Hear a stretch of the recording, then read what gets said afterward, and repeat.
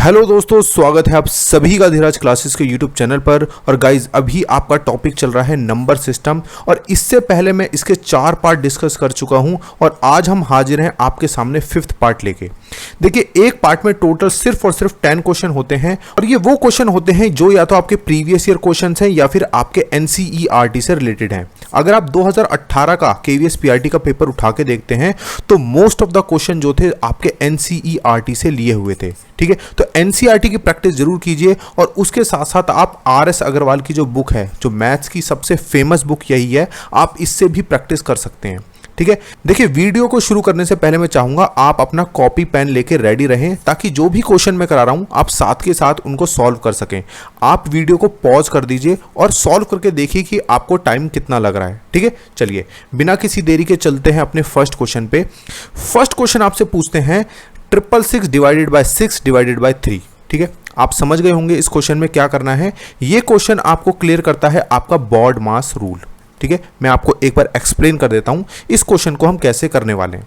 देखिए, बॉड मास रूल आपका ये कहता है कि अगर कोई भी एक्सप्रेशन दिया है, उसमें प्लस माइनस कुछ भी दिया है, तो अगर उसमें ब्रैकेट का कुछ पार्ट दिया है तो सबसे पहले हम ब्रैकेट को सॉल्व करेंगे। ओ का मतलब होता है आपका कोई ऑफ का मतलब होता है मल्टीप्लाई, या फिर कोई आपका एक्सपोनेंट दिया हो, जैसे 2 की पावर 3, यानी कि हम पहले इसको सॉल्व करेंगे। फिर डी का मतलब आपको पता है divide, multiply, addition and subtraction. अब डिवाइड, मल्टीप्लाई, एडिशन, सब्ट्रैक्शन, यहां पे हमें सिर्फ और सिर्फ डिवाइड दिया है, तो कैसे इसको सॉल्व करेंगे। हमेशा याद रखिए, हम चलते हैं हमेशा लेफ्ट से राइट की तरफ। ये रूल फॉलो होता है लेफ्ट से राइट की तरफ, तो यहां पर भी हम यही फॉलो करने वाले हैं। तो देखिए कैसे इसको सॉल्व करेंगे। 666 लिख दीजिए, डिवाइड का हो जाएगा मल्टीप्लाई। ठीक है, 6 को हम लिख देंगे 1/6। आपको पता है डिवाइड की जगह मल्टीप्लाई आ जाता है, और जो भी नंबर है उसको हम कर देते हैं रिवर्स, यानी 6/1 है तो 1/6 हो जाएगा। ठीक है, इसी तरह से ये डिवाइड यहां पे आ जाएगा मल्टीप्लाई, और 3 का क्या हो जाएगा 1/3। अब ये बिल्कुल इजी हो गया, आप इसे सॉल्व कर सकते हैं। 6 से डिवाइड करते हैं तो आता है आपका 111। ठीक है, अब 111 को आप डिवाइड कर दीजिए 3 से, कितना आएगा आपका 37 आ जाएगा। तो करेक्ट आंसर क्या है आपका ऑप्शन डी। ठीक है, इसमें सिर्फ छोटी सी बात क्या थी कि आपको हमेशा लेफ्ट से राइट की तरफ चलना है। अगर किसी ने भी राइट से लेफ्ट की तरफ चला तो उसका आंसर गलत हो जाएगा। नहीं तो करके देख लो, 6 को 3 से डिवाइड कर लो, क्या आएगा आपका 2 आएगा। अब 666 को 2 से डिवाइड करोगे 333 आंसर आएगा, जो कि गलत आंसर है। करेक्ट आंसर क्या है आपका option D, 37 is the correct answer. ठीक है, तो बॉड मास रूल का आपको ध्यान रखना है। इस तरह के क्वेश्चन हम एक अलग वीडियो में सारे कराएंगे। ठीक है, चलिए चलते हैं अपने नेक्स्ट क्वेश्चन पे, सेकंड क्वेश्चन पे। सेकंड क्वेश्चन मार्क कर लीजिए, बहुत इंपॉर्टेंट क्वेश्चन है, बहुत बार एग्जाम में पूछा गया है। इसमें आपसे पूछा जाता है रिमाइंडर क्या होगा। क्वेश्चन आपके लिए पढ़ देता हूं। A number divided by 56 leaves a remainder of 29। यानी कि कोई नंबर है, जब उसे 56 से डिवाइड किया जाता है उसमें क्या रिमाइंडर बचता है 29 बचता है। अब ये कह रहे हैं कि अगर सेम नंबर को अगर हम डिवाइड करते हैं किससे 8 से, तो क्या रिमाइंडर बचेगा। हिंदी वाले पढ़ लीजिए, एक संख्या को 56 से भाग देने पर 29 शेष बचते हैं, तो नंबर क्या होगी, पहले नंबर लिख लेते हैं हम। 56 क्यू प्लस में 29, यही नंबर बनेगी आपकी। 56 क्यू प्लस में 29, क्यों क्या है आपका क्वोशेंट हो गया। ठीक है, अब आप इसे 8 से अगर डिवाइड करते हैं तो क्या रिमाइंडर बचेगा। तो देखिए बिल्कुल सिंपल है, ज़्यादा सोचने की ज़रूरत नहीं है। देखिए इसके अपॉन में मैं लिख लेता हूँ 8। इस नंबर की अगर मैं बात करता हूँ, इसके अपॉन में मैंने 8 लिख लिया है। तो देखिए 8 सत्ते 56 होता है, इसका मतलब ये वाली जो पार्ट है ये तो डिवाइड हो रहा है इससे। ये 29 है, इसको डिवाइड करके देखते हैं। 8 तिया 24, कितना बच रहा है 29 में से 24 गए, कितना बचता है आपके पास 5 बच जाता है, तो वही आपका रिमाइंडर होगा ना। ये तो पूरा पूरा डिवाइड हो जाएगा, 29 बच रहा है, इसको जब हम 8 से डिवाइड करते हैं तो रिमाइंडर बचता है आपके पास 5, तो करेक्ट आंसर होगा आपका 5। समझ में आया आपको, बिल्कुल सिंपल है। इसी तरह का आपका अगला क्वेश्चन है, ध्यान से इस क्वेश्चन को देखिए। एक संख्या को 5 से भाग देने पर 3 शेष बचते हैं, तो नंबर क्या होगी 5 क्यू प्लस में 3। ठीक है, ये नंबर हो गई। इस संख्या के वर्ग को, वर्ग का मतलब होता है अगर हम इसका स्क्वायर करते हैं, ठीक है स्क्वायर कर देते हैं, 5 से भाग देने पर कितने शेष बचेंगे। यानी कि सेम नंबर का अगर हम स्क्वायर कर दें और इसको हम 5 से डिवाइड दें तो क्या रिमाइंडर बचेगा। बिल्कुल सिंपल है, इसके अपॉन में मैं 5 लिख लेता हूं। ठीक है, अब इस एक्सप्रेशन को मैं सॉल्व करता हूं तो ये बनता है मेरा 25 क्यू स्क्वायर प्लस में 5 तिया 15 दूनी 30, 30 क्यू प्लस में 3 का स्क्वायर ये हो गया आपका 9। यहाँ पे मैंने इस्तेमाल किया है a प्लस बी का होल स्क्वायर, और वो क्या होता है a स्क्वायर प्लस में b स्क्वायर प्लस में 2ab। ठीक है, अब यहाँ पे देखिए अपॉन में आपका 5 है। अब जो जो एक्सप्रेशन डिवाइड हो रहे हैं उसको देखिए। 25 क्यू स्क्वायर क्या 5 से डिवाइड हो जाएगा? बिल्कुल हो जाएगा। 30 क्यू क्या 5 से डिवाइड हो जाएगा? ये भी हो जाएगा। क्या 9 होगा? तो नहीं होगा। 5 एकम 5 बचेंगे आपके पास, 4 रिमाइंडर बचते हैं, तो ऑप्शन सी सही हो गया ना। ठीक है, सिर्फ ये देख लीजिए कि प्लस में या माइनस में जितनी भी नंबर हैं जो डिवाइड नहीं हो रही है उसको देख लीजिए कि कितना रिमाइंडर बचेगा, सिर्फ उसी को डिवाइड करके देखना है। ठीक है, समझ में आ गया आपको? तो चलते हैं अपने नेक्स्ट क्वेश्चन पे। अब हम फोर्थ क्वेश्चन पे। गाइस उससे पहले जरूरी सूचना, जो भी बच्चे मेरे चैनल पे न्यू हैं आप मुझे अपना नाम लिख के इस नंबर पे व्हाट्सअप कर दीजिए, मैं आपको अपने ब्रॉडकास्ट सिस्टम से जोड़ दूंगा, ताकि केवी की इंफॉर्मेशन कोई भी मेरे पास आती है हम आपको दे देंगे। ठीक है, और साथ के साथ आप टेलीग्राम चैनल भी ज्वाइन कर सकते हैं, उसका लिंक भी डिस्क्रिप्शन बॉक्स में दिया है। ठीक है, देखिए फोर्थ क्वेश्चन आपसे पूछते हैं 3 की पावर 65 मल्टीप्लाई में 6 की पावर 59 मल्टीप्लाई में 7 की पावर है 71, और इसमें आपको यूनिट डिजिट बतानी है, इकाई का अंक आपको बताना है। गाइज ये बहुत ही इंपॉर्टेंट क्वेश्चन है, और इस तरह के क्वेश्चन मैंने आपको कराए भी हैं। ठीक है, तो आपकी इससे प्रैक्टिस होने वाली है, और जल्दी से आप वीडियो को पॉज कर दीजिए और इसका आंसर निकाल लीजिए। साथ के साथ हम भी आपको करा रहे हैं। अब देखिए इस क्वेश्चन को, तो मैंने आपको इस तरह के क्वेश्चन को सॉल्व करने के लिए एक पासवर्ड बताया था 0156, यानी कि अगर यूनिट डिजिट पे कोई भी 0156 में से दिया है, पावर कुछ भी हो सेम नंबर आएगी। यहां पे देखिए 6 की पावर दी है 59, तो अगर आप इसको सॉल्व करते हैं ना, कुछ भी कर लीजिए, इसके यूनिट डिजिट पे 6 ही आएगा। अब यहां पे देखिए 3 की पावर है 65, तो 3 हमारा इसमें से तो नहीं है, तो ऐसे में हम देखते हैं पावर को। 65 को आप डिवाइड कीजिए 4 से, देखिए क्या रिमाइंडर बचता है। रिमाइंडर बचता है यहाँ से 1 बचने वाला है। ठीक है, यानी कि 3 की पावर 1। 3 की पावर अगर 1 को सॉल्व करते हैं तो आपका 3 आएगा, तो मैं यहाँ पे लिखता हूँ, इसको सॉल्व करके आ रहा है हमारा 3, इसको सॉल्व करके आ रहा है हमारा 6। अब देखते हैं हम 7 की पावर 71 को, तो 71 को आप 4 से डिवाइड करके देखिए क्या बचता है आपके पास। रिमाइंडर बचेगा आपके पास 3, यानी कि 7 की पावर 3। अगर 7 की पावर को हम 3 बार लिखते हैं 7 इंटू 7 इंटू 7, तो यूनिट डिजिट पे क्या आने वाला है? 7 सत्ते 49, 9 आया, 9 सत्ते 63, 3 आता है हमारे पास, तो मल्टीप्लाई में आ गया हमारे पास 3। ठीक है, अब देखिए इन तीनों के इकाई के अंक मेरे पास आ गए हैं। 7 का है 3, 6 का है 6 और 3 का है 3। ठीक है, अब इसको सॉल्व कर लीजिए, मल्टीप्लाई कर लीजिए। मल्टीप्लाई दिया है तो 6 तिया 18, 8 8 तिया 24, 4 आने वाला है यूनिट डिजिट पे, तो ऑप्शन सी सही हो जाएगा ना। ठीक है, अगर आपको समझ नहीं आया है तो इससे रिलेटेड मैंने बहुत सारे क्वेश्चन कराए हैं और सेपरेट वीडियो भी बनाई है, आप मैथ्स की प्लेलिस्ट में जाके देख सकते हैं यूनिट डिजिट का कॉन्सेप्ट। ठीक है, चलिए तो अब हम चलते हैं अपने नेक्स्ट क्वेश्चन पे, फिफ्थ क्वेश्चन पे। फिफ्थ क्वेश्चन देखिए, ये क्वेश्चन भी मैंने आपको कराया है, इसको ध्यान से समझिए। 11, 22, 33, ये आपका 88 तक आपको इसका प्लस बताना है, इसका सम बताना है कि क्या आने वाला है। अगर हम सम करने बैठेंगे बहुत टाइम लग जाएगा। फॉर्मूले से निकालिए। फॉर्मूला ये कहता है कि आप यहाँ पे कॉमन ले लीजिए पहले तो। अगर मैं कॉमन लेता हूँ तो ये आपका 11 का मल्टीपल चल रहा है, तो ये आता है आपका 1 प्लस में 2 प्लस में 3, ये आता है आपका 8 तक। ठीक है, अब देखिए इस तरह के एक्सप्रेशन को सॉल्व करने के लिए जब भी आपकी प्राकृत संख्या होती हैं, नेचुरल नंबर्स होती हैं और आपसे पूछा जाता है, तो हम वहाँ पे यूज़ करते हैं n प्लस 1 डिवाइडेड बाई 2। ठीक है, ये इस ब्रैकेट को सॉल्व करने का है। 11 बार ऐसे का ऐसे ही रहेगा। अब आप पूछेंगे कि ये n क्या है। n का मतलब है कितनी नंबर्स हैं ये, तो टोटल आपकी 8 नंबर्स हैं। ठीक है, तो अगर हम इसको यहाँ पे रखते हैं 8 प्लस 1, ये क्या हो जाएगा आपका 9 हो जाएगा। 8 मल्टीप्लाई 9, ये 2 से कैंसिल कर लीजिए, ये आ गया आपका 4, 4 9 जा 36, और ये क्या है आपका 11 में है। 11 की 36 से मल्टीप्लाई करते हैं, आंसर आता है आपका 396। 396 इज द करेक्ट आंसर। ठीक है, तो बिल्कुल सिंपल है। आपको मैंने 2-3 फॉर्मूले और बताए थे, आपको रिवाइज करा देता हूँ। 1 square plus 2 square plus 3 square, अगर इस तरह का एक्सप्रेशन दिया है कोई भी n नंबर्स तक, तो क्या करते हैं इसके लिए हम फॉर्मूला लगाते हैं n plus 1 2n plus 1 divided by 6। ठीक है, इस तरह के लिए मैंने आपको बता ही दिया। अगर हो आपका 1 क्यूब 2 क्यूब 3 क्यूब, ठीक है, ये आपका अगर n नंबर तक दिया है, तो इसके लिए हम क्या करते हैं n प्लस 1 डिवाइडेड बाय 2। ये तो आपका नेचुरल के लिए सिर्फ और सिर्फ इसका होल स्क्वायर कर दीजिए, ठीक है। तो दोनों फॉर्मूले मैंने आपको रिमाइंड करा दिए हैं, तीसरा इस क्वेश्चन में मैंने अप्लाई करके आपको बता दिया। टोटल आपके 3 फॉर्मूले होते हैं ये, ठीक है। चलिए तो अब हम चलते हैं अपने नेक्स्ट क्वेश्चन पे, 6th क्वेश्चन पे। 6th क्वेश्चन देखिए, बहुत अच्छा क्वेश्चन है ये, आपका NCERT का क्वेश्चन है, ठीक है, और एग्जाम में पूछा भी गया है। The sum of the square of 2 natural consecutive odd numbers is 394। What is the sum of those numbers?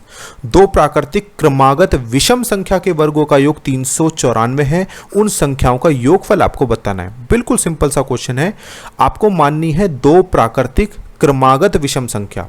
तो मैं मान लेता हूं, पहली में मान लेता हूं x और दूसरी में मानता हूं x+2। अगर क्रमागत होती तो मैं मानता x+1, चूंकि विषम संख्या है तो x+2। अगर सम संख्या भी कहता ना तो x+2 ही होता। कैसे?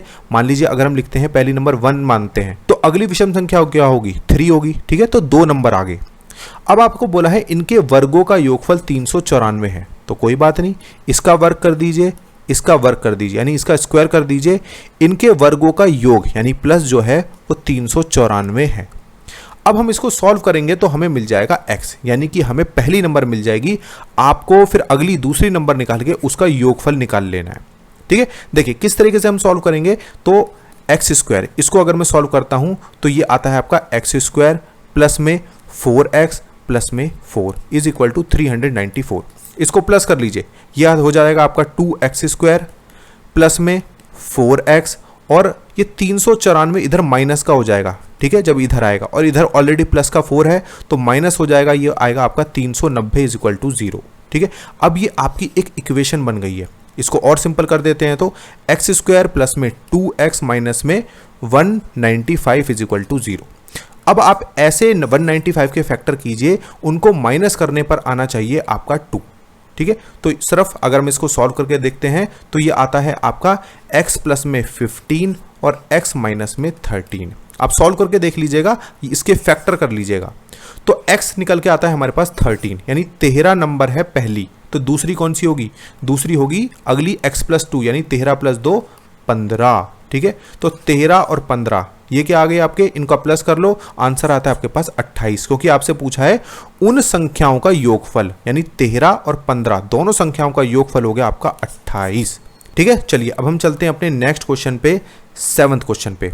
गाइज एक चीज और, मैं नंबर सिस्टम के ऊपर ये आपका 5th पार्ट ले रहा हूं, ठीक है। इससे पहले जितने भी क्वेश्चन आए हैं उसमें मैंने सारे बेसिक्स आपको क्लियर किए हैं, ठीक है। टोटल अगर हम मानते हैं तो टोटल आपके 50 क्वेश्चन हो गए नंबर सिस्टम से। तो बहुत हद तक चांसेस हैं कि आपको कोई क्वेश्चन जो आपके पेपर में आने वाला है इनमें से ही मिल जाए, ठीक है। तो ध्यान से सारे वीडियोस को देख लीजिएगा आप। चलिए बात करते हैं अपने इस क्वेश्चन की, what is the place value of 2 in the given number. Place value बतानी है, बिल्कुल सिंपल सा क्वेश्चन है।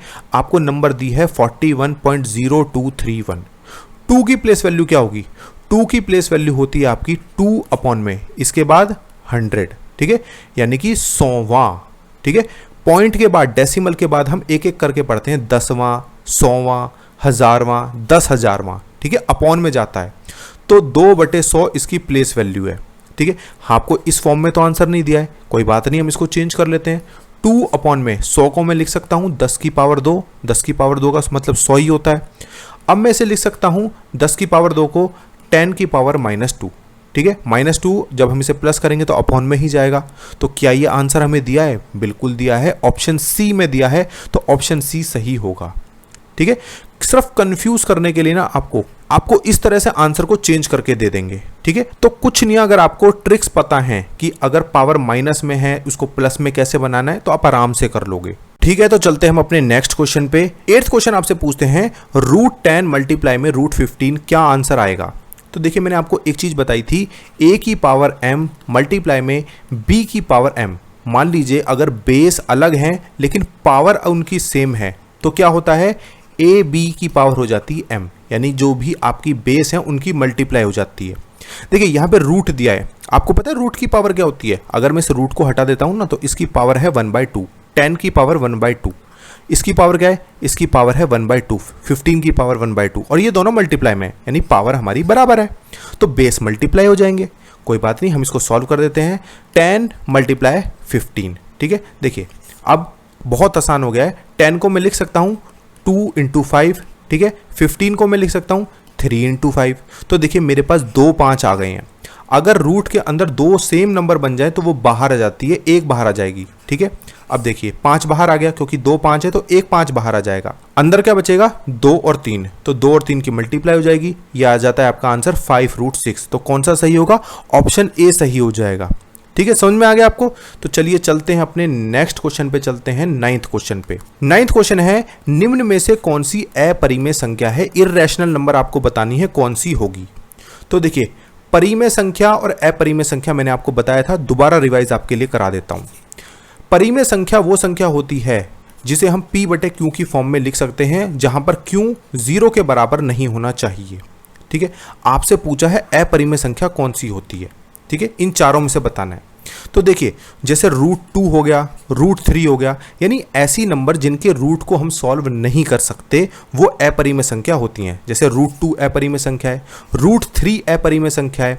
और हाँ, एक डेसिमल एक्सप्रेशन, जैसे मैं लिखता हूँ 3.1222, तो ये जो आपका डेसिमल एक्सप्रेशन है ये एक रिपीट नहीं हो रहा है। जैसे अगर मैं लिखता हूँ 3.121212, तो ये क्या है? ये रिपीट हो रहा है। तो ये जो सेकंड वाली नंबर है ये परिमेय संख्या है, लेकिन ये परिमेय संख्या नहीं होगी, ठीक है। तो अब इस क्वेश्चन की अगर हम बात करते हैं तो √4/9, तो क्या ये रूट से बाहर आ सकता है? बिल्कुल आ सकता है। 4 को मैं लिख सकता हूँ 2, 9 को मैं लिख सकता हूँ 3, तो 2/3 p बटे q के फॉर्म में आ गई। तो ये तो परिमेय संख्या है, ठीक है। तो ये तो आंसर नहीं है। √81 को सॉल्व करते हैं तो आपका 9 आता है, ठीक है। तो ये भी नहीं है। 2/7 ये भी आंसर नहीं है। √11 को हम सॉल्व नहीं कर सकते हैं, तो इसका मतलब अपरिमेय संख्या कौन सी है? इर्रेशनल नंबर है आपकी ऑप्शन डी।